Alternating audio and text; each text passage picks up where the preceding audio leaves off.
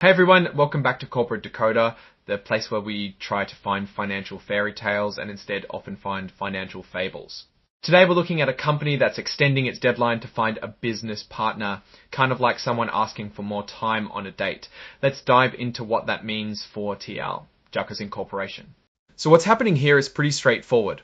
On September 12th, TLGY Acquisition Corporation, which is a company that's basically looking for another company to buy and merge with, told a trust company that they needed more time. Think of it like needing an extension on a project deadline. This isn't a company that makes or sells anything you'd find in a store. It's what's called a special purpose acquisition company, or SPAC for short. These companies go public on the stock market with the sole purpose of finding and acquiring an existing private company. It's a way for private companies to go public without the traditional IPO process.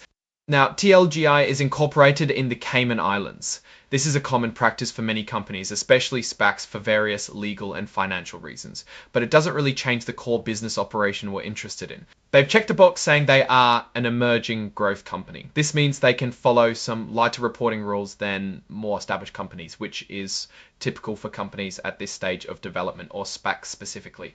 The key piece of information here is about the deadline. TLGY had a deadline to find a company to acquire, which was September 17th. They've asked for an extension of 1 month, moving that deadline to October 16th. This is a pretty standard move for many SPACs. They need to have a successful merger within a certain time frame, usually 18 to 24 months, otherwise they have to return the money to their investors. To get this extension, the company's sponsor, which is essentially the group that started the SPAC and invested in it early on, had to put more money into the company's trust account. In this case, it was about $24,500.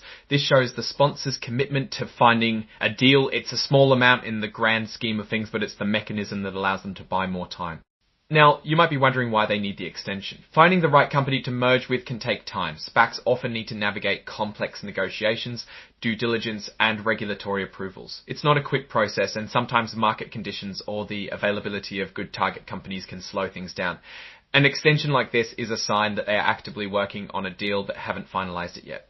Think about it this way. If you're trying to buy a house and you're in the middle of negotiations or waiting for a mortgage approval, you might ask the seller for a bit more time. That's what TLGY is doing here. They believe they are close to a deal, or at least making good progress, and they want to avoid folding when their initial deadline arrives. What does this mean for investors? Well, an extension can be a double-edged sword. On one hand, it shows the sponsor is invested and believes a deal is possible, which can be positive. It means the company doesn't just disappear. On the other hand, repeatedly needing extensions can be a red flag, suggesting the SPAC might be struggling to find a suitable partner, or that the potential deals they are looking at are falling through. In this case, it's one extension, so it's not alarming yet, but it's definitely something to keep an eye on. The fact that a sponsor put up the funds to get this extension indicates they see value in continuing the search. We don't have detailed financial tables in this specific filing to break down like we often do, as this is more of an operational update. However, the core financial aspect here is the money held in trusts. SPACs raise a substantial amount of capital in their IPO, and most of that money is put into an interest-bearing trust account. The sponsor's deposit is an addition to that. The ultimate success of TLGY will depend on how well they can deploy that capital by acquiring a quality business at a reasonable valuation. The risk for investors in a SPAC is that if no deal is completed by the termination date, the money in trust is returned to the shareholders, and the SPAC essentially dissolves. So no deal means investors get their initial invest minus any fees or redemptions from earlier stages. But the potential upside, which is what investors are really looking for, comes from a successful merger and the growth of the combined company. So TLGY is using this extra month to try and cross the finish line.